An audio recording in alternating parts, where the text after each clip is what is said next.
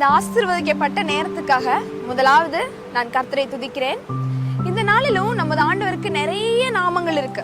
He is a blesser, ஆசீர்வதிக்கிறவரா இருக்காரு. He is a provider, அவர் நம்மளை பராமரிக்கிறவரா இருக்காரு. He is a preserver, நம்மளை பாதுகாக்கிறவரா இருக்காரு. He is a caretaker, இன்னும் அக்கறையுள்ளவரா நம்மளை கவனிக்கிறதுக்கு இருக்காரு. இது எல்லாத்தையும் விட இந்த இடத்துல, இந்த அழகான ஒரு இடத்துல நான் என்ன ஒரு வார்த்தை சொல்லணும்னு ஆசைப்படுறேன்னா, He is a creator. இவ்வளோ அழகான பூமியையும் அதில் உள்ள யாவற்றையும் படைத்தது நம்ம தேவன் தான். இன்னைக்கு அவர் ஒரு பிளஸ்ஸர், நம்மளை ஆசீர்வதிக்கிறவரா இருக்காரு.